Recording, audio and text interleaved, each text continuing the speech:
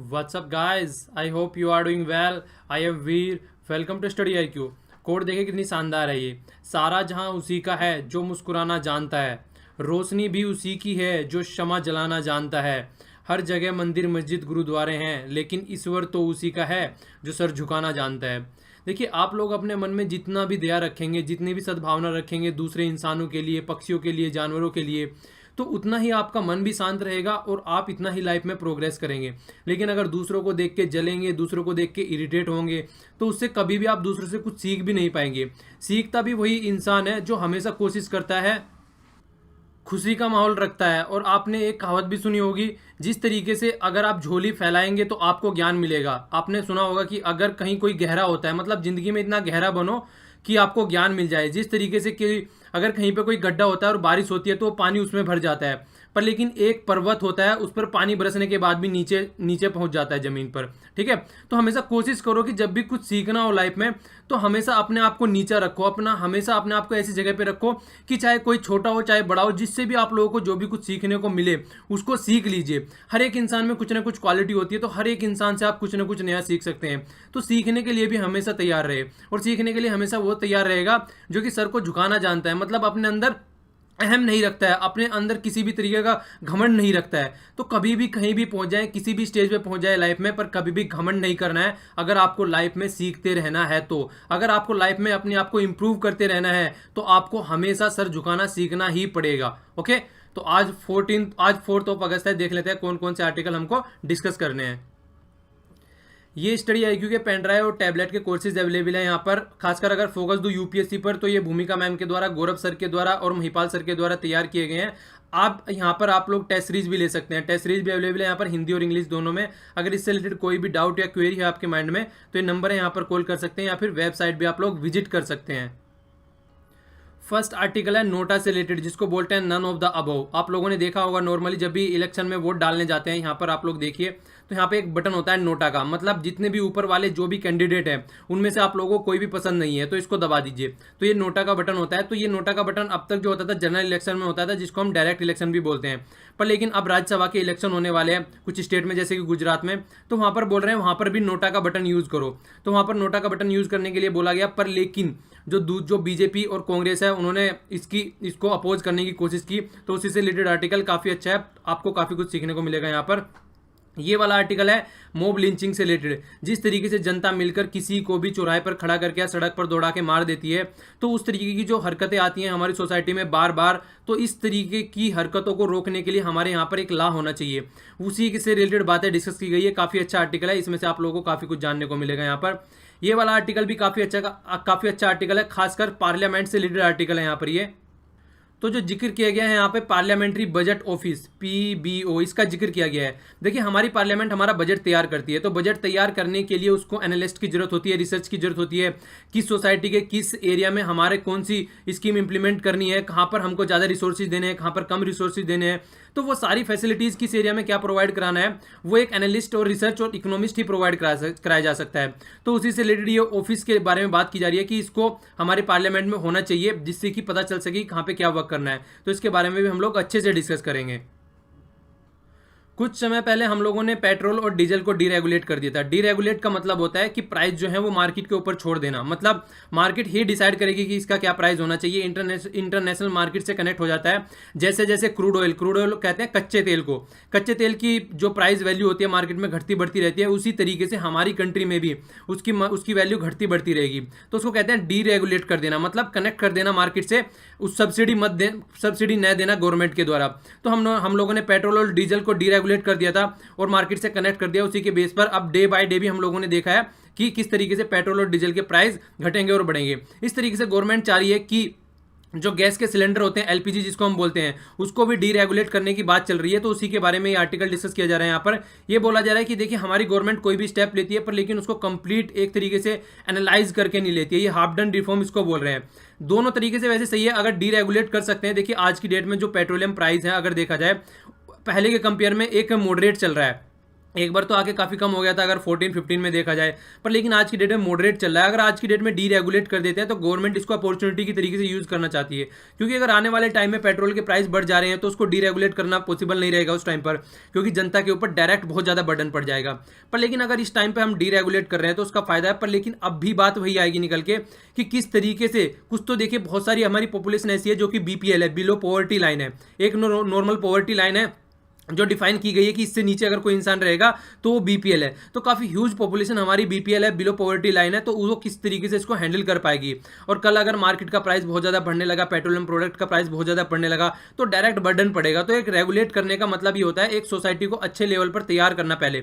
तो यही बोल रहे हैं कि पहले आप लोगों को देखना चाहिए कि किस सब चीज़ों को एनालाइज करना चाहिए और उसके बाद में जाके इसको डीरेगुलेट करना चाहिए। तो जो हमारे पेट्रोलियम मिनिस्टर धर्मेंद्र प्रधान जी, उन्होंने पार्लियामेंट में बोला कि डीरेगुलेट करने जा रहे हैं, तो उसी के ऊपर अपोजिशन ने भी अपोज किया इनको कि किस तरीके से आप इसको डीरेगुलेट कर सकते हैं, क्योंकि फिर मार्केट के ऊपर कंप्लीट जो पत्ते आ जाएंगे मार्केट के हाथ में आ जाएंगे और वो डिसाइड करेंगे किस तरीके से बढ़ाना है और किस तरीके से घटाना है। तो पहले आप एक प्रॉपर प्रोसीजर तैयार करो कि किस तरीके से कितना घटना चाहिए, कितना बढ़ना चाहिए, जिससे कि नॉर्मल जनता को प्रॉब्लम ना फेस करनी पड़े ज़्यादा। ओके, ये वाला आर्टिकल देखिए, कई दिनों से हम कई बार डिस्कस कर चुके हैं इंडिया की और चाइना के रिलेटेड, जो डोकलाम सेक्टर में जो अपोजिंग चल रही है, स्टैंड ऑफ चल रहा है, उस वाले से रिलेटेड ये आर्टिकल आज फिर आया हुआ है यहाँ पर।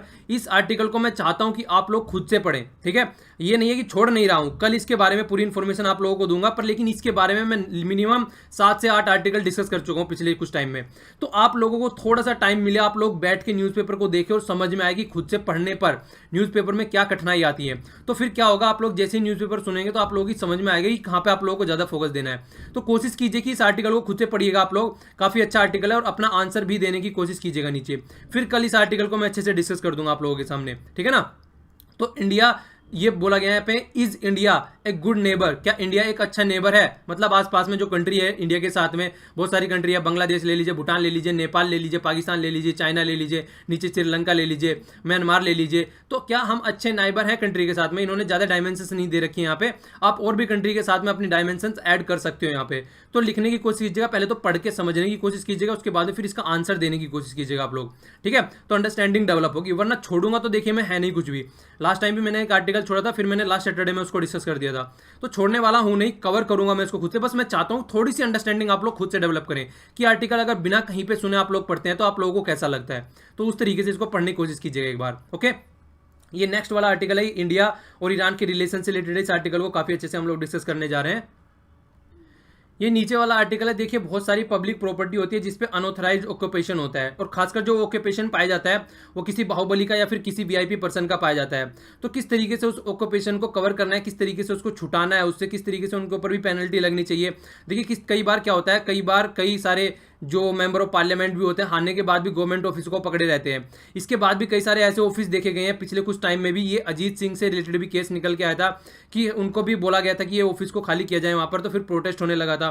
तो कई बार ऐसी बातें निकल के आती है, जो वीआईपी होते हैं पब्लिक प्रॉपर्टी को मतलब बांध के रखना चाहते हैं, उनका कार्यकाल खत्म होने के बाद भी या इलीगल ऑक्यूपेशन भी करके रखते हैं। तो किस तरीके से उसको हैंडल करके चलना चाहिए। तो सुप्रीम कोर्ट इसके ऊपर कंसर्न दिखा रहे हैं अपना कि इस तरीके का जो ऑक्यूपेशन है वो ऐसे लंबे समय तक नहीं होना चाहिए और उन पर भी पेनल्टी लगना चाहिए। पेनल्टी लगाएगा कौन, पार्लियामेंट्री रूल बनाने वाली होती है, और पार्लियामेंट के ही वो मेंबर होते हैं जो कि इस तरीके की एक्टिविटी करते हैं। तो बात घूम फिर के यही आती है कि आप लोगों की अब विल दिखानी पड़ेगी, अपने जो एक कंफर्ट जोन है उससे बाहर आके इस तरीके के स्टेप्स लेने पड़ेंगे ताकि इस तरीके के इलीगल ऑक्यूपेशन न हो सके। और अगर इस तरीके की एक्टिविटी पाई जाती है तो अगर कोर्ट में डिसीजन जाता है तो उसका जल्दी से जल्दी स्पीडी ट्रायल की जा सके और जल्दी से जल्दी केस को सॉर्ट आउट किया जा सके, लंबे समय तक वो पेंडिंग न पड़ रहे हैं वहां पर। तो इस तरीके से सॉल्यूशन निकाला जाए उसका जल्दी से जल्दी, अगर इस तरीके की कोई एक्टिविटी पाई जाती है तो। ओके, ये नोटा से रिलेटेड आर्टिकल है। और हाँ, एक बात और बोलना चाहता हूँ, देखिए मुझे बहुत सारे एसएमएस आते रहते हैं फेसबुक पर related to the pen drive courses कि मैं पेन ड्राइव कोर्सेज में मैं भी बना रहा हूँ क्या। मैं किसी भी पेन ड्राइव कोर्स का पार्ट नहीं हूँ, ये आप लोगों को बता देना चाहता हूँ। पर लेकिन जिन फैकल्टी के द्वारा बनाए गए काफ़ी अच्छी फैकल्टी है वो, पर लेकिन मैं किसी भी पेन ड्राइव कोर्स का पार्ट नहीं हूँ यहाँ पर, ठीक है ना। पेड कोर्स का किसी का भी पार्ट नहीं हूँ यहाँ पर। तो आप लोग एसएमएस करते रहते हैं, तो मैं कई बार ये पहले भी क्लियर कर चुका हूँ। तो ये आप लोगों को कम से कम पता होना चाहिए, मतलब कि इस तरीके से, मतलब आप लोगों के माइंड में क्लियरिटी होनी चाहिए कि कौन बना रहा है, किसका आप लोग कोर्स खरीद रहे हैं, ठीक है। तो वो आप लोग थोड़ा क्लियर रखा कीजिए माइंड में। और मैं भाई कई बार बोलता भी हूँ इस बात को लेक्चर में, इसीलिए कि आपके माइंड में क्लियरिटी रहे, ठीक है। तो आगे चलते हैं। देखिए ये नोटा से रिलेटेड आर्टिकल है। जिस तरीके से मैंने आप लोगों को बताया, नॉर्मली क्या होता है, इस तरीके की मशीन होती है, हम जाकर कोई भी बटन वहां पर दबा देते हैं और उस बटन को दबाने के बाद में हमारी वोट डल जाती है। पर लेकिन अगर हमारी इच्छा नहीं है कि कोई भी कैंडिडेट, जो ऊपर के कैंडिडेट दे रखे हैं यहाँ पर, किसी को भी वोट नहीं डालनी है, तो हम लोग एक प्रोटेस्ट जाहिर करते हैं यहाँ पर इस बटन को दबाकर, नोटा को दबाने से क्या होता है, हमारी वोट इनमें से किसी भी कैंडिडेट को नहीं जाती है। ओके, पर लेकिन इसका देखिए कोई भी इलेक्शन पे इंपैक्ट नहीं डलता है। जिस तरीके से अगर आप लोग सोचिए कि नोटा को दबा दूंगा, नोटा को दबाने से क्या होने वाला है कि नोटा को दबाऊंगा तो मतलब कोई भी कैंडिडेट इलेक्टेड नहीं होगा, भले ही नोटा की वोट उस इलेक्टेड कैंडिडेट की वोट से ज्यादा हो जाए, पर लेकिन वो इंपैक्ट नहीं डालेगा। फिर आप बोलेंगे कि नोटा को लगाया किस लिए गया है। नोटा को देखिए जस्ट एक आप लोग बोल सकते हैं इस तरीके से लगाया गया कि एक इंपैक्ट डाले कि जो पार्टी कैंडिडेट है, जो वो चुन के कैंडिडेट अपना रखते हैं इलेक्शन के लिए, तो उन पर एक इंपैक्ट डाले, वो उनको पता चले कि जो आपने कैंडिडेट यहाँ पर चुन के रखे हैं ये किसी को भी पसंद नहीं है। इवन जो जीत के आया वो भी सब लोगों को पसंद नहीं है, उससे भी बहुत सारे आदमी ऐसे जिनको पसंद नहीं आया है। तो एक तरीके से ये कहीं ना कहीं इंपैक्ट डालेगा माइंड पे, जो कि कैंडिडेट जो चुन के लाते हैं क्रिमिनल रिकॉर्ड के, उनको चुनना बंद करेंगे वो। ये बिल्कुल इसी तरीके से जिस तरीके से डीपीएस पे आप लोग देख सकते हैं कॉन्स्टिट्यूशन में, directive principle of state policy का मैं जिक्र कर रहा हूं यहाँ पर, अगर उनको देखा जाए तो वे बाइंडिंग नहीं है, मतलब अगर उनको कोई पूरा नहीं कर रही है गवर्नमेंट तो कोई भी कोर्ट में नहीं जा सकता है, पर फिर भी एक मोरल ड्यूटी बनती है गवर्नमेंट की कि उनको इंप्लीमेंट किया जाए, क्योंकि फिर से इलेक्शन आएंगे 5 साल के बाद में और जनता उनसे जवाब मांगेगी। तो इसीलिए जो नोटा का ये बटन रखा गया, ये भी एक मोरल ड्यूटी रखी गई है कि जो हाई कमान होती है पार्टी की, वो इसको देखे कम से कम कि आप ऐसे कैंडिडेट चुन के लेके आए जो जनता को पसंद आए, ओके, जनता उनको वोट डाल सके। तो इसीलिए ये नोटा का बटन रखा गया था। आने वाले टाइम में हो सकता है मे बी कि अगर इस तरीके का प्रोविजन आ सकता है, क्योंकि रिफॉर्म आराम से होते हैं। कैसा रिफॉर्म आ सकता है कि आने वाले टाइम में ऐसा हो सकता है कि नोटा के बटन पे जो वोट दी गई है, अगर वो वोट जो कैंडिडेट है वो जीत रहा है उससे ज्यादा हो जाती है, तो उसको डिस्क्वालीफाई कर दिया जाए, फिर से इलेक्शन कराया जाए। ऐसा हो सकता है, क्योंकि देखिए रिफॉर्म आराम से आते हैं, ठीक है। पर लेकिन अभी जो दिया गया है, अभी एक मोरल वो दिया गया है कि कम से कम मोरलिटी बनी रहे, उसके जो पार्टी हाईकमांड है वो देखे कि आप लोग जो कर रहे हैं वो सही है या गलत है। तो इसीलिए अभी ये नोटा का बटन जिस रखा गया है, ओके। और आगे अभी यूज करने की बात कर रहे हैं वीवीपैट भी, ठीक है ना, कि वेरीफाई किया जाए कि किसी ने किसको वोट डाली है। यहाँ पर सिंबल बन के आ जाएगा, कैंडिडेट का नेम लिख के आ जाएगा, पार्टी का सिंबल रहेगा यहाँ पर। तो इस तरीके से पर ये पर्ची घर नहीं ले जा पाएंगे। क्यों? क्योंकि जो ये एक सिक्योर सेक्रेट बैलेट पेपर होता है। ये मतलब अगर ये मान लीजिए पर्ची बाहर लेके चले गए, तो पर्ची मान लीजिए कोई हर पार्टी के कैंडिडेट बाहर खड़े रहते हैं, वो बोलेंगे कि दिखा किसको वोट डाल के आया है, तो इसलिए ये पर्ची अलाउड नहीं है। ओनली स्क्रीन पे आएगी और बाद में बॉक्स रहेगा, उसी में वहीं पे गिर जाएगी ये पर्ची। पर जिसने वोट डाली है उसको पता रहेगा कि किसको वोट दी है उसने, ठीक है। ये एक्टिविटी भी हमने लास्ट टाइम देखी थी। तो ये सारी बातें क्यों की जा रही है? ताकि हम अपना इलेक्शन प्रोसेस है, जो डेमोक्रेसी है हमारी, उसको ढंग से मेंटेन रख सकें, इसलिए ये सारी इस तरीके की एक्टिविटी की जा रही है। अब अगर देखें तो मैं आप लोगों को दो बातें और बताना चाहता हूं। एक तो होता है डायरेक्ट इलेक्शन, ठीक है, एक होता है इनडायरेक्ट इलेक्शन। अगर डायरेक्ट इलेक्शन की बात करें तो जिस तरीके से हमारे मेंबर ऑफ पार्लियामेंट होते हैं, एमपी की बात करते हैं, जो कि लोकसभा के लिए जाते हैं, उनके लिए डायरेक्ट इलेक्शन होता है, ठीक है। इनडायरेक्ट इलेक्शन क्या होता है? इनडायरेक्ट इलेक्शन इस तरीके से होता है जिस तरीके से प्रेसिडेंट की पोस्ट के लिए होता है, या फिर जिस तरीके से राज्यसभा में पोस्ट भरी जाती है वो भी इनडायरेक्ट इलेक्शन से भरी जाती है। मतलब यहाँ पर हम लोग डायरेक्ट वोट नहीं डालते हैं, हम लोग नहीं जाते हैं वहां पर वोट डालने, ठीक है। हमारे चुने हुए नुमाइंदे वोट डालने जाते हैं मैक्सिमम, अगर प्रेसिडेंट के इलेक्शन की मैं बात करूं तो वहां पर। तो इस तरीके से इनडायरेक्ट डेमोक्रेसी भी इसको बोला जाता है, ठीक है। हमारे द्वारा चुने गए कैंडिडेट हमारे ऊपर रूल करते हैं, एक तरीके से देखा जाए, पर रूल तो हमारे द्वारा चुने गए हैं ना, ऐसा नहीं है कि वो कहीं से आगे बैठ गए। तो अब तक जो डायरेक्ट इलेक्शन होते थे उनमें अगर हम लोग यूज कर रहे हैं नोटा तो वो समझ में आता था। इनडायरेक्ट इलेक्शन में अगर नोटा यूज कर रहे हैं तो यहाँ पर उसके ऊपर प्रोटेस्ट जाहिर किया गया है बीजेपी और कांग्रेस दोनों पार्टी के द्वारा। आखिर ये प्रोटेस्ट जाहिर क्यों कर रहे हैं वो मैं अभी बताता हूं आप लोगों को। ये बाद वाला पोर्शन है वैसे आर्टिकल का, पर आप लोगों को पहले बता देता हूं जिससे माइंड में क्लैरिटी आ जाए। देखिए नोटा का बटन अगर आ गया तो क्या होगा? नॉर्मली क्या होती है, व्हिप जारी करती है कोई भी पार्टी जब कैंडिडेट की अटेंडेंस की बात आती है। अगर मेंबर ऑफ पार्लियामेंट की स्टेट लेजिस्लेटिव की बात करूं मैं वहां पर, तो बात क्या होती है, एक व्हिप जारी की जाती है कि आपको यहां पर आकर अटेंडेंस रखनी है और डिबेट करना है। अगर पार्लियामेंट या फिर स्टेट लेजिस्लेटिव की बात करूं तो व्हिप तो जारी कर देंगे वो, लेकिन व्हिप जारी करने के बाद में क्या होगा, अगर कोई भी कैंडिडेट उनके हिसाब से जो हाई कमान होती है उनकी पार्टी की हाई कमांड के हिसाब से जो कैंडिडेट वो चूज कर रहे हैं इलेक्शन के लिए, अगर उसको वोट नहीं डालते हैं तो क्या पहले क्या होता था, अगर अपोज करते हैं किसी तरीके से व्हिप का अपोज करते हैं तो कैंडिडेट को डिस्क्वालीफाई किया जा सकता था। पर लेकिन अगर नोटा का बटन आ जाएगा तो वो अपना प्रोटेस्ट कर सकते हैं, वहां पर किसी भी कैंडिडेट को वोट दे सकते हैं वो, क्योंकि नोटा का बटन अवेलेबल है वहां पर, तो एंटी डिफेक्शन लॉ यहां पर अप्लाई नहीं होगा। तो इस तरीके से कहीं ना कहीं आप लोग देखेंगे कि जो पार्टी की हाई कमान है वो अपने आप का जो लीडरशिप है उसी को ऐसा है पाएगी कि वो अपने कैंडिडेट पर कंट्रोल नहीं कर पा रही है, ठीक है। तो इसीलिए लॉन्ग टर्म का इंपैक्ट देखते हुए कांग्रेस और बीजेपी दोनों इसके सामने प्रोटेस्ट कर रहे हैं। पर लेकिन सुप्रीम कोर्ट ने बोल दिया है कि इसको अलाउ किया जाएगा, ठीक है, कोई रोक नहीं लगाई जाएगी इस पे। क्योंकि देखिए दो तरीके के इलेक्शन, जिस तरीके से मैंने बोला डायरेक्ट या फिर इनडायरेक्ट, दोनों तरीके के इलेक्शन में अगर इसको करते हैं तो हर एक पार्टी का कैंडिडेट को भी कम से कम इतनी तो पावर होनी चाहिए कि वो अपनी खुद से से डिसीजन ले सके, ना कि वो पार्टी के कोडों के हिसाब से चले, ठीक है, कि पार्टी ने जिस तरीके से बोला उस तरीके से वो चलने लगे, तो वो भी खुद अपना सोच समझ के अपना फैसला ले सके। तो यही बात की गई है। तो कांग्रेस और बीजेपी दोनों चाहती हैं कि ये यहाँ पर अलाउ ना किया जाए, पर लेकिन सुप्रीम कोर्ट ने और इलेक्शन कमिश्नर ऑफ इंडिया ने दोनों ने बोल दिया है कि इसको अलाउ किया जाएगा, इसको रोका नहीं जा सकता। और सिंस 2014 से हम देखिए इसको यूज भी कर रहे हैं इलेक्शन में। ओके, तो राज्यसभा के अभी इलेक्शन होने वाले हैं, तो उसी के बेस पर बातें बताई जा रही है। तो देखिए एक बात और निकल के आ रही है जो राज्यसभा में, ये बातें आप लोगों को याद रखनी है, कई बार क्वेश्चन आ जाता है राज्यसभा में या प्रेसिडेंट के इलेक्शन की जब बात करते हैं, वहां पर प्रोपोर्शनल रिप्रेजेंटेशन सिस्टम होता है। क्या होता है ये? देखिए एक ही वोट होती है, जैसे मान लीजिए मेरी वोट है और मेरी वोट है, जैसे मुझे प्रेसिडेंट के कैंडिडेट है, यहाँ पे दो कैंडिडेट थे जैसे यहाँ पे अभी, ठीक है ना, एक तो राम कोविंद जी थे और दूसरी मीरा कुमार जी थी। तो मैं अपनी वोट अपना प्रेफरेंस दूंगा। फर्स्ट प्रेफरेंस मान लीजिए मैंने राम कोविंद जी को दे दिया, सेकंड प्रेफरेंस मैंने मीरा कुमार जी को दे दिया। मान लीजिए बी कोई इंसान है, उसने क्या किया, फर्स्ट प्रेफरेंस मीरा कुमार जी को दे दिया, सेकंड प्रेफरेंस राम कोविंद जी को दे दिया।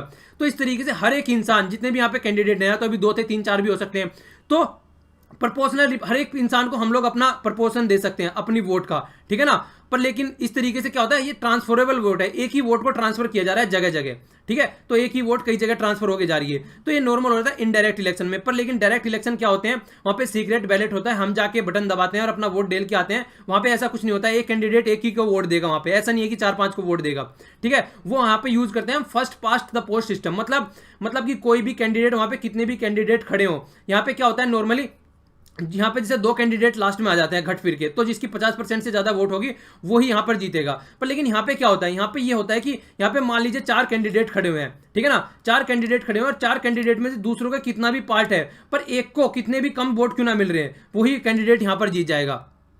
तो यहाँ पर ऐसा नहीं है कि 50% वोट ही होना जरूरी है, 50% से 35-35%, 40-40% पर जीतती है, जिस तरीके से अभी बीजेपी भी जीत कर आई थी लगभग। तो लगभग 50% से क्या 40% से भी कम वोट रहती है, क्योंकि बहुत जगह डिवाइड हो जाती है, किसी को 10% मिल रही है, किसी को 15% मिल रही है, किसी को 20% मिल रही है, तो वो वोट कट जाती है यहाँ पर, ठीक है। तो इस तरीके से भी कई बार एक्टिविटी देखने को मिलती है। तो ये प्रिंसिपल हम यूज करते हैं डायरेक्ट इलेक्शन जो हमारे यहाँ पर होते हैं। ओके, तो यही है कि देखिए अगर नोटा का बटन रहेगा तो कहीं ना कहीं जो हम नॉर्मल जनता को, जो हमारा कॉमन पॉपुलेशन है, उनको हम क्या करते हैं, प्रोटेस्ट करने का एक राइट देते हैं with the help of NOTA. But अब ये अगर यहाँ पर भी यूज होता है तो जो हमारे एमपी या फिर मेंबर ऑफ पार्लियामेंट या फिर मेंबर ऑफ लेजिस्लेटिव असेंबली है, उनके पास भी ऑप्शन रहेगा अपना प्रोटेस्ट दर्ज करने का कहीं ना कहीं।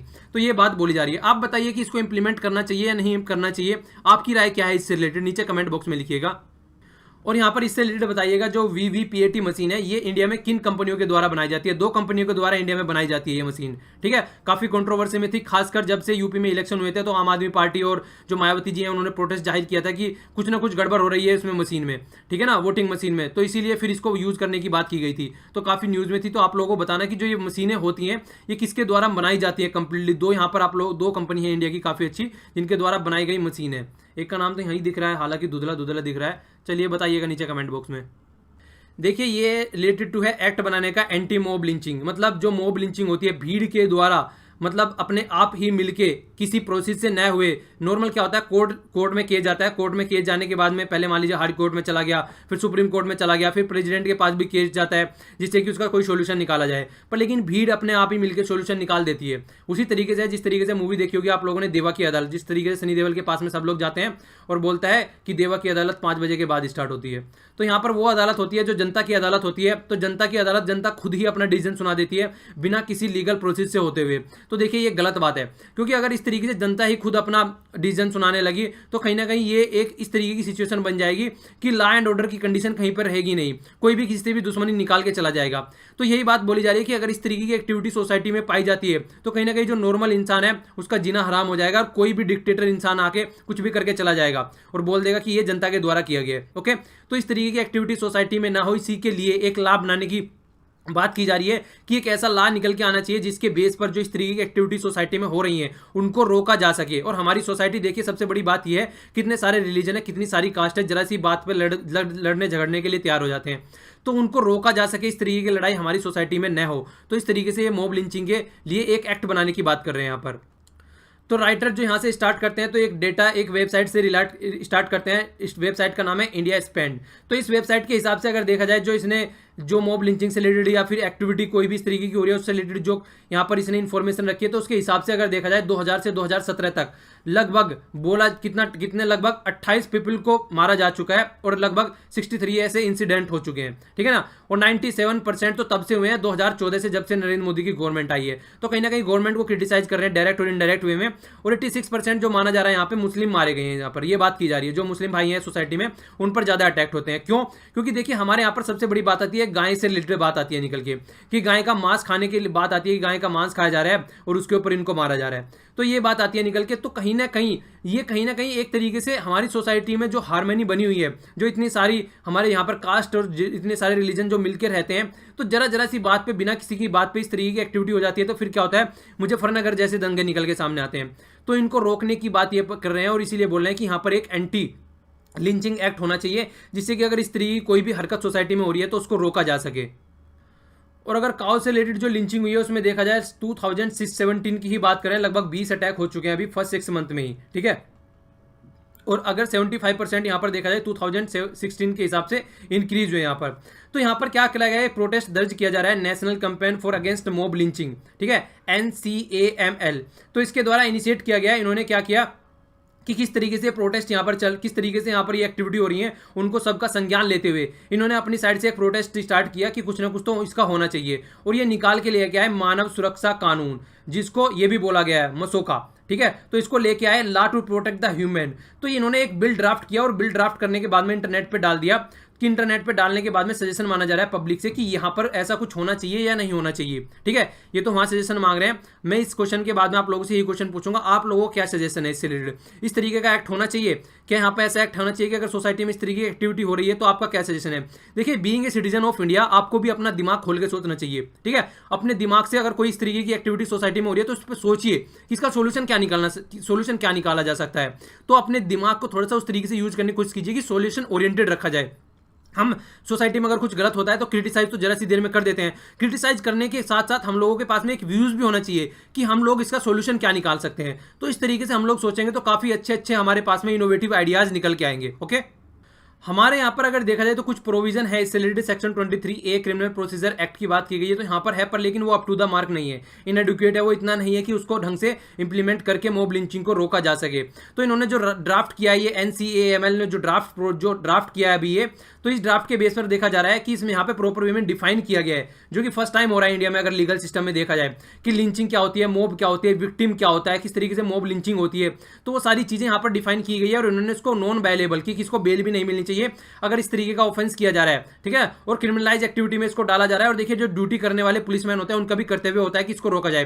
कई बार होता है भीड़ टूट के पड़ती है सामने, और सामने से क्या होता है, खड़ा होकर देखते रहते हैं, कोई भी इस तरीके की एक्टिविटी में पार्टिसिपेट नहीं करता है कि इसको रोका जा सके। सामने से खड़े होकर देखते रहते हैं जो भी हो रहा है, ठीक है, तो उसको रोका जा सके, उसके बारे में कुछ सोचा जा सके। तो इसी तरीके से क्या होना है कि गारंटी देनी है कि कहीं ना कहीं इसको रोका जाए और इसका सॉल्यूशन कुछ ना कुछ निकाला जाए। तो ये बात निकल के आती है। ओके, तो स्पीडी ट्रायल होएगा, इसका प्रॉपर वे में चीजों को हैंडल किया जाएगा। तो ये बात निकल के आ रही है। पर लेकिन इसके कुछ देखिए, हर चीज के कुछ पॉजिटिव इंपैक्ट होते हैं, कुछ नेगेटिव इंपैक्ट होते हैं। तो यहाँ पर कुछ नेगेटिव इंपैक्ट की बात की जा रही है कि मान लीजिए मॉब लिंचिंग की बात अब तो कर रहे हैं, मॉब लिंचिंग ला तो बना दी यहाँ पर, इस तरीके से एक्ट तो बना दिया इन्होंने, पर लेकिन कल को क्या होगा, अगर जो पार्टी है यहाँ पर, कोई गवर्नमेंट है यहाँ पर, वो क्या करेगी, अगर कोई प्रोटेस्ट कर रहा है, धरना दे रहा है, कोई लेबर प्रोटेस्ट प्लानिंग कर रही है इस तरीके से, तो उन्हीं के खिलाफ पुलिस को यूज किया जा सकता है उनका प्रोटेस्ट रोकने के लिए। तो इस तरीके की एक्टिविटी भी देखने को मिल सकती है। तो हम लोगों को एक्ट तो बनाने के बारे में सोच रहे हैं, उसकी सारी डायमेंशंस भी हम लोगों को देखनी चाहिए कि उसके क्या नेगेटिव इंपैक्ट हो सकते हैं। ओके, तो कोई भी बात अगर होती है सोसाइटी में, देखिए लॉ बनाने से काम नहीं चल जाता है। लॉ तो पता नहीं कैसे कैसे बन चुके हैं आज तक, पर लेकिन कुछ भी इंप्लीमेंट नहीं हुआ है। ये भी लॉ बन रखा है कि पॉलीथीन यूज नहीं करनी है, काफी समय तक दिल्ली में भी इंप्लीमेंट हो चुका है ये, लेकिन एक भी जगह आज तक इसका देखने को डिविडेंस मिलता है, हर एक इंसान यूज कर रहा है यार। तो लॉ बनाना एक अलग बात है, लॉ तो बना लिया, मान लिया लेजिस्लेटर ने लॉ तो बना दिया, पर लेकिन जो इंप्लीमेंट करना है, इन्फोर्मेंस जो इन्फोर्स करने वाली जो मशीनरी है, वो किस तरीके से वर्क कर रही है, वो उसका नेगेटिव यूज तो नहीं कर पा रही है कुछ। तो उस पर ज्यादा फोकस देना है हम लोगों को, एज कंपेयर टू लॉ पर तो देना ही देना है, पर लेकिन वहां पर भी फोकस रखना है। सिविल सोसाइटी को भी हेजिटेट नहीं होना है इस तरीके की डिमांड करते हुए, क्योंकि जब बात आती है माइनॉरिटी की तो उस पर फोकस देकर चलना चाहिए। अच्छा, ये बताइए हमारे कॉन्स्टिट्यूशन में कितने तरीके की माइनॉरिटी होती है, माइनॉरिटी कितने तरीके की होती है, और कहां पर किस किस आर्टिकल में माइनॉरिटी के बारे में जिक्र किया गया, रखा गया हमारे कॉन्स्टिट्यूशन में। चलिए आर्टिकल रहने दीजिए, यही बताइए कितने तरीके की माइनॉरिटी हमारे कॉन्स्टिट्यूशन में बताया गया कि माइनॉरिटी ये होती है, ठीक है। तो नीचे कमेंट बॉक्स में बताइएगा आप लोग। अगर यूएन के हिसाब से भी देखा जाए, यूएन के दूत जहां रिकॉग्नाइज करते हैं, यूएन के जहां जहां भी दूत रहते हैं, उनके हिसाब से भी देखा जाए तो माइनॉरिटी हर एक वर्ल्ड में वनरेबल कंडीशन फेस कर रही है, मतलब कहीं ना कहीं उनको सीरियस थ्रेट है हर एक तरीके से। तो मॉब लिंचिंग के इस तरीके का ड्राफ्ट करना ही करना चाहिए। इसके साथ में हम लोगों को क्या देखना चाहिए कि किस तरीके से पुलिस में भी रिफॉर्म करना है, पुलिस के रिफॉर्म भी होने जरूरी है इसके साथ में, मॉब लिंचिंग के ला के साथ साथ में। ऐसा नहीं है कि एक चीज को कर दिया जाए और दूसरे को छोड़ दिया जाए। पुलिस में रिफॉर्म की भी बहुत सारी कमेटी सेट हो चुकी है, बहुत सारी बातें कर चुकी हैं, पर पुलिस में आज तक रिफॉर्म नहीं हुआ है। तो हमको चारों तरफ देख के चलना है, ऐसा नहीं है कि हमको यूनिडायरेक्शनल चलना है। तो ये आर्टिकल में डिस्कस किया गया है। आप लोग बताइए आपके क्या व्यूज है इसके ऊपर, सोच के थोड़ा लिखिएगा, 2-4 लाइन लिखने की कोशिश कीजिएगा, चाहे हिंदी में लिखिए या इंग्लिश में लिखिए, कुछ भी लिखिए बस, लेकिन लिखने की कोशिश कीजिए जिससे कि आप लोगों के अंदर से जो हेजिटेशन है वो निकल के बाहर आ सके। और देखिए अगर कोई नीचे आंसर देता है तो उसका आंसर भी एनालाइज करने की कोशिश किया कीजिए, ठीक है। तो एक दूसरे को सपोर्ट कीजिए, ये नहीं है कि अपने, क्योंकि दूसरे वाले ने जो आंसर लिखा है उससे कुछ सीखने को मिल सकता है। और फालतू में कमेंट ना किया कीजिए, फालतू में आधे से ज्यादा कमेंट तो उल्टे सीधे रहते हैं। किसी लड़की ने कमेंट कर दिया, उसके नीचे 2-3 कमेंट वैसे आ जाते हैं, क्या कर रही हो, मतलब उल्टे सीधे भी कमेंट आते हैं यार। पढ़ाई पे फोकस रखिए थोड़ा सा, बाकी तो सब चीज़ें करने के लिए और दुनिया भर के यूट्यूब चैनल आप लोग वहाँ पर ये काम कर सकते हैं, पर यहाँ थोड़ा स्टडी के पॉइंट ऑफ व्यू से आप लोग ध्यान रखिए, ठीक है। तो थोड़ा सा सीखिए एक दूसरे को और सिखाइए, इस तरीके का इन्वायरमेंट बनाने की कोशिश कीजिए, कहने का मतलब बस ये है मेरा, ओके। काफी अच्छा आर्टिकल है। देखिए हमारे यहाँ पर बजट प्रैक्टिस होती है, बजट बनाया जाता है। तो बजट जो होता है एक ऐसा प्रोविजन हो रखा और गया है हमारे कॉन्स्टिट्यूशन में कि एक तरीके से जब बजट बनाया जाता है तो बजट जब निकल के आता है तो वो कहीं ना कहीं पूरे साल जो हमारी कंट्री में जो भी खर्चा होना है उसका पूरा खाका होता है। तो बजट बनाने के लिए एक प्रॉपर वे में एनालाइज करना चीज़ों को जरूरी है। तो यहाँ पर बात की जा रही है एस्टेब्लिश करने की पार्लियामेंट्री बजट ऑफिस। तो पार्लियामेंट्री बजट ऑफिस अगर बनाया जाता है यहाँ पर तो बहुत सारे फायदे हो सकते हैं। इसके पर कई सारे कंसर्न भी निकल के आ रहे हैं, किस तरीके से बनना है, किस तरीके से इंप्लीमेंट करना है। तो सबसे पहली बात तो यही है कि इसको इंडिपेंडेंट होना चाहिए, इंपार्शियल होना चाहिए, डायरेक्टली टू द पार्लियामेंट, पर लेकिन किसी के द्वारा कंट्रोल नहीं किया जाना चाहिए, ठीक है। तो टेक्निकल इसका जो ऑब्जेक्टिव होता है अगर देखा जाए तो प्रोवाइड करता है टेक्निकल और ऑब्जेक्टिव एनालिसिस, बजट में क्या क्या रखना है, किस तरीके से फाइनेंस कहाँ पे क्या खर्चा करना है, तो कमेटी को सजेशन भी देना। तो इस तरीके के ये काम करने का इसका काम होता है। पर लेकिन अगर पार्लियामेंट को देखा जाए तो पार्लियामेंट अपने आप बजट बनाती है, इस तरीके की एक्टिविटी इन्वॉल्व नहीं रहती है हमारे यहाँ पर। तो क्रिटिसाइज कर रहे हैं यहाँ पर पार्लियामेंट को कि पार्लियामेंट बजट बनाती है, पार्लियामेंट इस तरीके के काम करती है, पर लेकिन पार्लियामेंट इनएडुकेट है इस तरीके से इंप्लीमेंट करने में। क्योंकि आप लोग देख सकते हैं जिस तरीके से बजट एलोकेशन की बात आती है, हम लोगों ने इकोनॉमिक सर्वे के लेक्चर में भी ये सारी चीजें देखी थी कि जितना इनएडुकेट अगर देखा जाए तो बजट का एलोकेशन होता है, जहां पर बजट प्रोवाइड नहीं करना है वहां पर कर दिया जाता है कई बार, और जहां पर प्रोवाइड करने की बात होती है वहां पर बजट नहीं मिल पाता है। तो इस तरीके की एक्टिविटी देखने को मिलती है हमारे यहाँ पर कई टाइम। तो अगर प्रॉपर वे में उसको एनालाइज किया जाएगा, इस तरीके की यहाँ पर ये कमेटी सेट की जाएगी, पार्लियामेंट्री बजट ऑफिस पीबीओ जिसको बोला गया है, ये सेट किया जाएगा, तो फिर एक प्रॉपर रिसर्च के बेस में काम किया जाएगा और जहां पर जो चीजें रखनी है वो वहीं पर ही रखी जाएगी। और इसका रीजन यही हम लोगों को देखने को मिलता है क्योंकि हमारे यहाँ पर हाई इकोनॉमिक ग्रोथ होने के बाद भी हम लोगों के यहाँ पर इनइक्वलिटी, पॉवर्टी देखने को मिलती है, अनएम्प्लॉयमेंट देखने को मिलती है, बच्चों में माल न्यूट्रिशन की प्रॉब्लम पाई जाती है, डिसीज पाई जाती है बहुत सारी, करप्शन देखने को मिलता है, और सोशल सर्विस जैसे हेल्थ और एजुकेशन की ये भी ढंग से प्रोवाइड नहीं की जाती है। तो ये कहीं ना कहीं रीजन जो निकल के आता है, ये इसी की वजह से इस तरीके की एक्टिविटी हम लोगों को देखने को मिलती है। बजट के बारे में क्या बोल रहे हैं, बजट एक तरीके से कॉन्ट्रैक्ट है दोनों के बीच में, हमारे सिटीजन के बीच में और हमारी जो गवर्नमेंट है, स्टेट आप लोग बोल सकते हैं, उनके बीच में। तो ये देखिए हमारी मनी है, हमारे टैक्स के द्वारा पे की गई मनी है। तो इसको प्रॉपर वे में इसको हैंडल करना, प्रॉपर वे में इंप्लीमेंट करना और इसको ढंग से इसके रिलेटेड स्कीम बनाना, तो ये सीधा सीधा पार्लियामेंट का काम है। पर पार्लियामेंट अपना काम ढंग से नहीं कर पा रही है यहाँ पर, ये बोल रहे हैं यहाँ पर आर्टिकल लिखने वाले। तो पार्लियामेंट की बात नहीं करें यहाँ पर, ये स्टेट लेजिस्लेचर की बात करें कि दोनों फेल हो गए हैं, किस तरीके से इकोनॉमिक से रिलेटेड जो बातें हैं उनको ढंग से टैकल करके चलना है। और स्टेट लेजिस्लेटिव भी ले लीजिए, दोनों को ले लीजिए, दोनों ही डिसीजन मेकिंग ढंग से नहीं कर पा रहे हैं रिलेटेड टू द जो कि सेटिस्फाई कर सके यहाँ पर हमारी पॉपुलेशन को।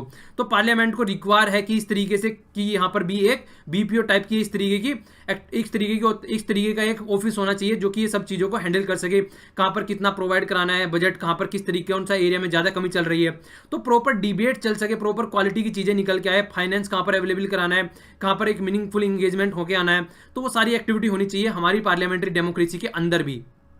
यहाँ पर बात की गई है OECD की भी, यहाँ पर इसको बोलते हैं organization for economic cooperation and development. इसमें चाहिए बताइए कि इसका हेडक्वार्टर कहाँ है और कितने मेंबर है इसमें, और इंडिया इसका मेंबर है या नहीं है। यहाँ पर भी अगर देखा जाए तो स्पेशलाइज बजट रिसर्च के लिए यूनिट अलग से रखी गई है। इंडिपेंडेंट बजटरी यूनिट है जो कि मैक्सिमम डेवलपिंग कंट्री में पाई जाती है, और कई डेवलपिंग कंट्री में भी इस तरीके के एग्जाम्पल देखने को मिलने लगे हैं अब तो। जिस तरीके से इतने सारे नाम यहाँ पर दे रखे हैं, केनिया हो गया, साउथ अफ्रीका, मोरक्को, फिलीपींस हो गया, युगांडा, नाइजीरिया, तो इस तरीके की बहुत सारी कंट्री है जहाँ पर भी इस तरीके की एक्टिविटी पाई जाती है। और डेवलप्ड कंट्री में तो पाई जाता है ये पीबीओ, जैसे यूएसए हो गया, कनाडा हो गया, ऑस्ट्रेलिया हो गया, ऑस्ट्रिया हो गया, तो यहाँ पर साउथ कोरिया हो गया, इटली, मैक्सिको, तो यहाँ पर पाया जाता है। इवन न्यूयॉर्क सिटी के अंदर भी अलग से खुद का एक अलग से इंडिपेंडेंट बजट ऑफिस है। कंट्री को तो छोड़ दीजिए, सिटी के अंदर भी है यहाँ पर, ठीक है। तो यहाँ पर कोर फंक्शन 4 बोले गए हैं। तो एक तो independent and the economic objective क्या क्या होना चाहिए उसको फोरकास्ट करना, बेसलाइन एस्टिमेट सर्वे देना, यहाँ पर किस तरीके से किस किस एरिया में क्या क्या एक्टिविटी हो रही है, यहाँ पर एनालाइज करना, बजट के प्रपोजल जो दिया गया उसको एनालाइज करना, और providing the medium term and the long term analysis, मतलब एक तरीके से डे बाय डे क्या हो रहा है इकोनॉमिक फील्ड में, ये चीजें भी ये प्रोवाइड कराते हैं जिससे कि प्रॉपर वे में बजट को हैंडल किया जा सके। तो कंट्री के तो छोड़ दीजिए, जो डेवलप कंट्री है वहां पर सिटीज के भी अलग से इस तरीके के ऑफिस है जिसपे वो वर्क करते हैं, ठीक है।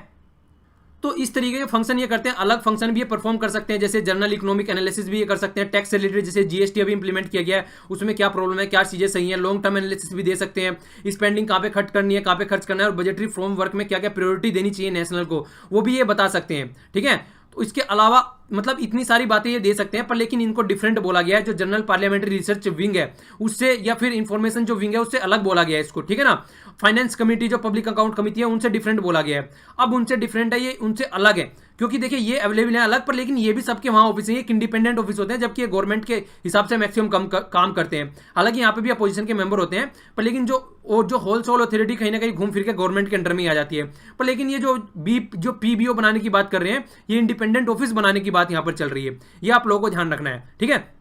तो ये इंडिपेंडेंट ऑफिस रहेगा, तो यहाँ पर कैसे कैसे इंसान रहेंगे, इंडिपेंडेंस और स्पेशलाइज्ड स्टाफ रहेगा यहाँ पर जो बजट को एनालाइज कर सके, इकोनॉमिस्ट रहेंगे यहाँ पर, पब्लिक फाइनेंस के एक्सपर्ट रहेंगे यहाँ पर। तो यहाँ पर ऐसे नहीं रहेंगे कि मेंबर ऑफ पार्लियामेंट जिनको बस वोट के द्वारा चुन के भेज दिया गया, जिनकी क्वालिफिकेशन के ऊपर भी कुछ नहीं है, कि क्वालिफिकेशन कोई डिफाइन नहीं कर रखी क्या क्वालिफिकेशन होनी चाहिए। तो वहां पर तो कोई भी इंसान जा सकता है, एक नॉर्मल इंसान भी जा सकता है वहां पर, कि जिसकी क्वालिफिकेशन कुछ नहीं है, पर लेकिन यहाँ पर एनालिस्ट होने चाहिए, इकोनॉमिस्ट होने चाहिए, फाइनेंस एक्सपर्ट होने चाहिए, जिनको इसमें रखा जाना चाहिए। तो इसके लिए फोकस करने की बात करें, इसलिए ये ऑफिस यहाँ पर हमारे यहाँ भी होना चाहिए। तो देखिए ये एक तो किस तरीके से होना चाहिए, नॉन पार्टीशन होना चाहिए, इंडिपेंडेंट होना चाहिए, मैंडेट कर सके, ऑल पार्लियामेंट्री कमेटी को सर्व कर सके ये, और ट्रांसपेरेंसी होनी चाहिए, एक्सेसिबिलिटी होनी चाहिए एक तरीके से देखा जाए, और एक तरीके से अंडरस्टैंडेबल भी होनी चाहिए जो ये अपनी रिपोर्ट तैयार करते हैं। मतलब एक इस तरीके से इनको अपना एनालिसिस निकाल के लेके आना है जिससे कि सब समझ सके, ठीक है। पार्लियामेंटर अब सबसे बड़ा रोल किसका आ गया, पार्लियामेंटेरियन का आ गया, वही इसको एस्टैब्लिश कर सकते हैं। तो इससे हेल्प मिलेगी इंप्रूव करने में, बजट में, पॉलिसीज में। तो देखिए कहीं ना कहीं सोचने की बात यही है कि अगर हम चाहते हैं कि हमारे यहाँ पर प्रॉपर वे का बजट रहे, प्रॉपर वे से उसको इंप्लीमेंट किया जाए, कहाँ पर क्या इंप्लीमेंटेशन होना है वो सब चीज़ें चलती रहे ढंग से, तो इसको हमको इंप्लीमेंट करना चाहिए, ठीक है। तो यही बात की गई है, और सबको इसको सपोर्ट करना चाहिए, पॉलिटिशियन को भी और पब्लिक की भी इसको सपोर्ट मिलनी चाहिए। आप लोग बताइए कि आप लोग चाहते हैं कि ये ऑफिस यहाँ पर होना चाहिए, अगर होना चाहिए तो नीचे बताइए कि क्या इससे जो फायदे होने वाले हैं आप लोगों को लगता है कि वो रियलिटी में ही इंप्लीमेंट किए जाएंगे तो फायदा होगा। आप लोगों के सामने एग्जांपल भी है, जितनी कंट्री का मैंने एग्जांपल दिया यहाँ पर, डेवलपिंग और डेवलप दोनों कंट्री का, तो आप लोगों के सामने एग्जांपल है, आप लोग अपना व्यू नीचे दीजिएगा इसके पॉइंट ऑफ व्यू से। नेक्स्ट आर्टिकल है वो है ईरान से रिलेटेड। अगर देखा जाए तो यहाँ पर बात की जा रही है, ये हो गया इराक और ये हो गया यहाँ पर ईरान। तो जो बात की जा रही है यहाँ पर, ये वाला जो एरिया लिया गया है ये, तो इस एरिया के बेस पर अगर देखा जाए तो बात क्या कर रहे हैं यहाँ पर, पहले तो ईरान की कैपिटल देख लीजिए, ईरान की कैपिटल तेहरान, और ईरानियन इराल इसकी करेंसी है। तो बात क्या होती है, नॉर्मली हम क्या देखते हैं, अब तक हमारी रिलेशन अगर हम बात करते हैं तो इंडिया के रिलेशन को पहले जब भी देखा जाता था, इजराइल के साथ में हमारे किस तरीके के रिलेशन है, उसी तरीके से ईरान के साथ में, सऊदी अरेबिया के साथ में हमारे कैसे रिलेशन है, उस तरीके से देखा जाता था। मतलब ये सारी कंट्री मैक्सिमम चिढ़ती है इजराइल से, ठीक है। अगर इजराइल के साथ में हमारे रिलेशन अच्छे होते थे तो ये कहीं ना कहीं कट करने लगते थे हमसे। पर लेकिन आज की डेट में जो फंडा निकल के आ रहा है वो यहाँ पर बात की जा रही है ईरान की। क्यों? क्योंकि देखिए ईरान अपोज में है, ईरान के साथ में अपोजिशन में रहते हैं सऊदी अरेबिया हो गया, या फिर ये जितने भी कंट्री है सऊदी अरेबिया लेड जो गवर्नमेंट है, इसी के चलते इन्होंने कतर को भी अपने से अलग कर दिया। तो बात क्या निकल के आती है, बात यही निकल के आती है कि जिस तरीके से इजराइल यूएसए को सपोर्ट करता है, ठीक है ना, यूएसए और इजराइल एक तरीके से दोनों गांठ साठ में रहते हैं, और यूएसए सऊदी अरेबिया को भी सपोर्ट करता है। तो कहीं ना कहीं इजराइल के साथ में सऊदी अरेबिया आ सकता है, पर सऊदी अरेबिया कभी भी ईरान के साथ में नहीं आएगा, शिया सुन्नी वाली प्रॉब्लम इनकी है, ठीक है। तो ये बात निकल के आती है। तो हमारे रिलेशन आज की डेट में इजराइल के साथ भी अच्छे होते आ रहे हैं, जिसकी ईरान से बिल्कुल नहीं बनती है। सऊदी अरेबिया के साथ में भी ठीक ठाक रिलेशन है, जिसकी साथ में ईरान के साथ में बिल्कुल नहीं बनती है। तो इन चीज़ों की वजह से ईरान के साथ में हमारे रिलेशन जो है वो अच्छे होते हुए नजर नहीं आ रहे हैं। तो यही बातें यहाँ सारी आर्टिकल में लिखी गई। जिस तरीके से हमारे प्राइम मिनिस्टर मोदी इजराइल की विजिट पर गए थे, तो कहीं ना कहीं अब आज की डेट में ईरान ने भी अपना पॉइंट ऑफ व्यू चेंज करना स्टार्ट कर दिया गया है। ईरान के जो लीडर हैं उनको ऐसी ऐसी बातें देखने को मिलती है वहाँ पर, वो हमारे यहाँ के जो मुस्लिम भाई हैं उनको कंपेयर करने लगे हैं, जो मतलब जो यहाँ पर गाजा पट्टी में या फिर यमन में या बहरीन में वहाँ पर जो मुस्लिम है उनके साथ में, और कश्मीर को भी उसके साथ में कंपेयर करने लगे हैं। ठीक है, तो हमारा कश्मीर जो कि हमारा अलग से इशू है, ये उसके साथ में कंपेयर करने लगे हैं, मतलब हमारे इंटरनल इशू पे भी ये उंगली उठाने लगे हैं। इजराइल के साथ में जो हमारे रिलेशन स्टार्ट हुए थे वो लगभग 1992 में स्टार्ट हुए थे। तो यही बात निकल के आती है। देखिए इसके ईरान के साथ में हम कई एरिया में वर्क कर रहे हैं, खासकर अगर देखा जाए तो चाबार पोर्ट पे हम चाबार पोर्ट डेवलप कर रहे हैं यहाँ पर लेकिन अभी कुछ दिनों पहले ये भी देखने को मिला था, चाबार पोर्ट यहाँ पर पड़ता है, कुछ दिनों पहले अभी ये भी देखने को मिला था कि ईरान ने क्या बोला है कि ऐसा नहीं है कि चाबार पोर्ट को इंडिया यूज कर सकता है, इसको पाकिस्तान और चाइना भी यूज कर सकते हैं। तो कहीं ना कहीं वो उनके मन में ये इस तरीके की आशंका चल रही है कि जब ये अपोजिशन के साथ में मिल रहे हैं जिनसे हम चिढ़ते हैं, तो हम क्यों इनको फायदा पहुंचाए। ओके, तो ये भी अपना, अगर हम ईरान से, देखिए ईरान से अगर यूएस से कट जाता है तो कहीं ना कहीं ईरान भी उनके खेमे में जाके शामिल हो जाएगा। एक साइड में यूएस से चाइना और पाकिस्तान है, तो कल को ईरान भी उनके साथ में ही जाके मिल जाएगा। ठीक है, तो वो बात हम लोगों को देखने को मिलेगी फिर से वहां पर। तो इसलिए हमको अपने रिलेशन ढंग से देख के चलना चाहिए, और किस तरीके से हमको अपने रिलेशन टैकल करने हैं उसके बारे में भी अच्छे से सोचना चाहिए। तो एक रीजनल स्ट्रेटजी लेके चलनी चाहिए प्रॉपर वे में, जिससे कि हमारे रिलेशन दूसरी कंट्री के साथ में भी अच्छे बने रहे। ठीक है, तो यूनिडायरेक्शनल नहीं, हमको अच्छे लेवल पर अपना तैयार करने चाहिए अपने रिलेशन, जिससे कि कोई प्रॉब्लम क्रिएट न हो। आर्टिकल है, देखिए ये आर्टिकल है रिलेटेड टू जो स्टैंड ऑफ बना हुआ है आजकल डोकलाम सेक्टर में, वहां से रिलेटेड बात है। जो सुषमा स्वराज जी हैं उन्होंने पार्लियामेंट में बोला है कि इसका सीधा सीधा सोल्यूशन पीस से हो सकता है, इसकी लड़ाई कोई वो नहीं है, इसका सोल्यूशन नहीं है, पर फिर भी लड़ाई के लिए हम लोगों को तैयार रहना चाहिए कि कुछ सिचुएशन किस तरीके की भी बन सकती है। ओके, यहाँ पर जो दूसरी बात की गई है ब्लू व्हेल, ये मछली होती है, आप लोगों को पता होगा व्हेल जो मछली होती है उसके बारे में जिक्र किया गया है। इसके नाम पर एक गेम है, गेम के बारे में आप लोगों ने कई सारी वीडियो भी देखी होगी और कई बार इसके बारे में सुना भी होगा। एक्चुअल में है क्या ये, देखिए कई तरीके की ऑनलाइन ये गेम है एक तरीके का। वहां पर क्या होता है, गेम स्टार्ट हो जाता है तो फिर वो टास्क देते हैं करने के लिए। टास्क किस तरीके की रहती है, स्टार्टिंग में टास्क देते हैं कि अपने हाथ पर ब्लेड से ये मछली बनाओ, इस तरीके की टास्क देते हैं कि कुछ भी ऐसा कुछ करो अपने हाथ पे, मतलब कुछ भी ऐसी एक्टिविटी कराते हैं जिससे कि एक्साइटमेंट बने इंसान के अंदर। ठीक है, और बाद में आके यहाँ तक भी बोलते हैं वो मंजिल पर उस पर ऊपर बिल्डिंग पर चढ़ जाओ और वहां से कूद जाओ। तो इस तरीके की एक्टिविटी की वजह से बहुत सारी सुसाइड देखने को मिली है, खासकर 130 सुसाइड देखने को मिली है यूएसए, रसिया और इंग्लैंड में। इंडिया भी ऐसी सुसाइड कई जगह मुंबई में देखने को मिली है। तो ये ऑनलाइन गेम है, इसको रोकने की बात की जा रही है, जिस तरीके से ये हमारे यहाँ पर सुसाइड करने के लिए बच्चों को मजबूर कर दे रहा है। आप लोग भी देखिए इस तरीके की एक्टिविटी अपने आसपास देखते हैं तो अवेयर कराएं, और इस तरीके की इंडल्ज एक्टिविटी में किसी को इंडल्ज न होने दे अपने इर्द गिर्द। ठीक है ना, तो हम लोगों को भी इस तरीके की चीज़ों पर फोकस रखना चाहिए। स्वच्छ भारत अभियान हमारे यहाँ पर चलाया गया था, उसके बाद में ओपन डेफिकेशन जो कि बाहर शौच करते हैं जाकर खेतों में, खुले मैदानों में, तो उससे फ्री होने की बात चल रही है। तो जो ओपन डेफिकेशन हो के बात चल रही है, तो यहाँ पर देख लीजिए सिक्किम हो गया यहाँ पर। ठीक है ना, 98% लगभग कंप्लीट हो चुका है। दूसरे नंबर पर आप लोग ले सकते हैं यहाँ पर इसको केरला को, तीसरे नंबर पर आप लोग ले सकते हैं यहाँ, मतलब देखिए ये वाले स्टेट जो है जो ग्रीन में दे रखे हैं, आप लोगों को पहले यही बता दूं मैं, जो स्टेट यहाँ पर ग्रीन में दे रखे हैं ये वाले state open defecation maximum free हो चुके हैं, आप लोग देखें। और जो रेड में है वहाँ पे सबसे ज्यादा ओपन डेफिकेशन पाया जा रहा है, ये इस तरीके से देख लीजिए यहाँ पर। ठीक है ना, तो यहाँ पर सबसे ज्यादा पाया जा रहा है और यहाँ पर कमी हो चुकी है काफी हद तक अगर देखा जाए तो ये स्टेट यहाँ पर आप लोगों को सारे देखने को मिलेंगे जो ग्रीन वाले हैं। ओके, तो आप लोगों को थोड़ा सा आइडिया होना चाहिए, अगर आपका स्टेट है तो इसमें अच्छा है, नहीं है तो उसको इस तरफ ले जाने की कोशिश करें, एक इंप्रूव वर्जन लाने की कोशिश करें आप लोग। पेज 13 पर न्यूज अब बात की जा रही है जीपीएस की, ग्लोबल पोजिशनिंग सिस्टम बोलते हैं इसको। तो बात की जा रही है किस तरीके से इसको यूज करना है। तो हमारी गवर्नमेंट ने बोला है कि देखिए जो भी फोन मैन्युफैक्चरिंग कंपनी है उनको बोला है कि जीपीएस को इंप्लीमेंट करो नॉर्मल फोनों में भी, जिससे इसका यूज किया जा सके। तो वो बोल रहे हैं कि इससे प्राइस बढ़ेगा, एक तो ये चैलेंज का काम है, इतनी आसानी से नहीं होगा। तो उनके साथ मीटिंग की जा रही है, किस तरीके से इसका सोल्यूशन निकाला जा रहा है उसके बारे में सोचा जा रहा है। देखिए ये आने वाले टाइम में पता चलेगा किस तरीके से इसका सोल्यूशन हम लोग निकाल सकते हैं। सर्विस सेक्टर का रोल हमारे यहाँ पर काफी अच्छा पाया जाता है, पर लेकिन आज की डेट में सर्विस सेक्टर में ही लोवेस्ट देखने को मिल रहा है हमको। 2013 से सर्विस सेक्टर घटता ही जा रहा है, और खासकर जो फोकस बोला जा रहा है वो गुड्स एंड सर्विस टैक्स को बोला जा रहा है। गुड्स एंड सर्विस टैक्स को जो फिर्म्स है जो सर्विस प्रोवाइड कराती है वो समझ नहीं पा रही है, नॉलेज की कमी से, या फिर आप लोग बोल सकते हैं कि प्रॉपर क्लियरिटी नहीं है बहुत सारे एरिया में। आप लोगों ने देखा सैनिटेशन पैड की हम लोगों ने जिक्र किया था, उसके अलावा भी हमने कई सारे ऐसे जिक्र किए थे जिस तरीके से अगर कोई आइटम खुला बेचा जा रहा है तो उस पर जीएसटी नहीं लगेगा, जिस तरीके से दाल वगैरह होती है, लेकिन अगर उसकी ब्रांड के तहत बेचा जा रहा है तो उस पर एक तरीके से गुड जीएसटी लगेगा। तो कई सारे ऐसे एरिया है जहां पे लेकुना बना हुआ है, समझ में नहीं आ रहा है। तो इसीलिए सर्विस सेक्टर में जो है हमको लोगों को घाटा देखने को मिल रहा है। यहाँ पर जो बात की गई है वो की गई है परचेजिंग मैनेजर इंडेक्स की, पीएमआई की बात की गई है। ये बेस किया जाता है न्यू ऑर्डर क्या आ रहा है, उसके अलावा इन्वेंट्री लिस्ट क्या होती है, जिस तरीके से कौन कौन सी हम लोग प्रोडक्ट यूज कर रहे हैं उसकी लिस्ट बनाई जाती है, प्रोडक्शन सप्लाई के बेस पर, और इंप्लॉयमेंट हमारी सोसाइटी में क्या है उसके बेस पर ये पीएमआई निकाला जाता है। तो आप लोगों को पता होना चाहिए किससे रिलेटेड ये पीएमआई है और क्या क्या हमारा सर्विस सेक्टर है और क्यों क्यों इसके अंदर प्रॉब्लम चल रही है। तो थोड़ा सा आप लोगों को इन्फॉर्मेशन इसके बारे में पता होनी चाहिए। नेक्स्ट आर्टिकल है काफ़ी अच्छा, ये फेज 14 पर न्यूज है। यहाँ पर प्राइवेट सेक्टर भी आज की डेट में मिसाइल प्रोडक्शन के लिए फैसिलिटी अनवील की गई है हमारे यहाँ पर। पहले हमारे यहाँ ये ओनली गवर्नमेंट कर सकती थी, डीआरडीओ वगैरह जैसी एक्टिविटी हो गई तो ये कर सकती थी, या फिर आप लोग बोल सकते हैं इसरो कर सकती थी, ठीक है ना।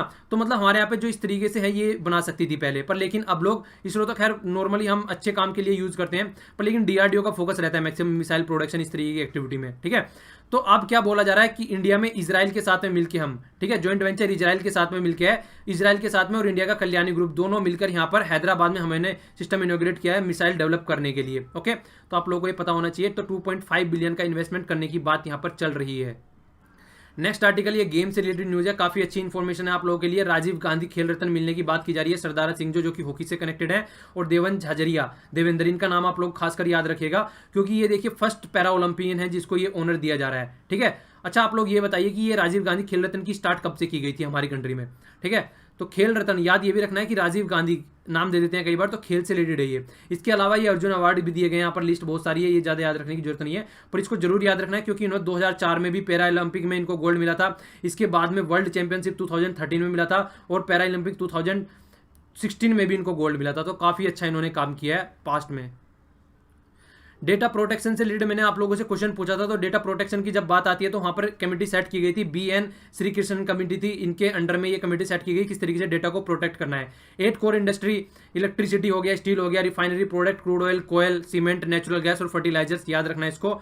इसके अलावा मैंने आप लोगों से 7 नेशनल पार्टी के बारे में पूछा था, नई ऐड हुई थी यहाँ पर तृणमूल कांग्रेस, ठीक है ना। तो ये नया एडिशन होता है। वैसे Congress, BJP, BSP, CPI, CPIM और NCP ये पार्टी हैं। इसके अलावा जो है CPI और CPIM यहाँ पर दोनों अलग अलग है, ये इनको याद रखिएगा, ठीक है।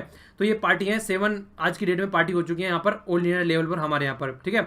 2017 में अभी ये ऐड की गई है, कौन सी, तृणमूल कांग्रेस। ओके, 1/3 फॉरेस्ट होना चाहिए किसी भी कंट्री के एरिया का, ठीक है। पर लेकिन इंडिया में 24 के परसेंट इंडिया में 24 के परसेंट है, तो इसको बढ़ा के इसको 33% लाने की बात की जा रही है। ओके, तो आज के डिस्कशन में इतना ही। Thanks lot for listening. Lecture पसंद आता है तो लाइक कीजिए, नहीं पसंद आता तो डिसलाइक कीजिए, और चीज़ों को शेयर भी कर दिया कीजिए जिससे कि सोसाइटी में दूसरों को भी कुछ सीखने को मिल जाए।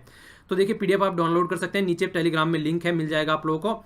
और चीज़ों को सुनते रहिए, शेयर करते रहिए, और लर्निंग प्राइसलेस है, कभी भी अपने तक ही सीमित नहीं रखना है, दूसरों तक भी बढ़ाना है। आज के लिए इतना ही। Thanks lot for listening. जय हिंद।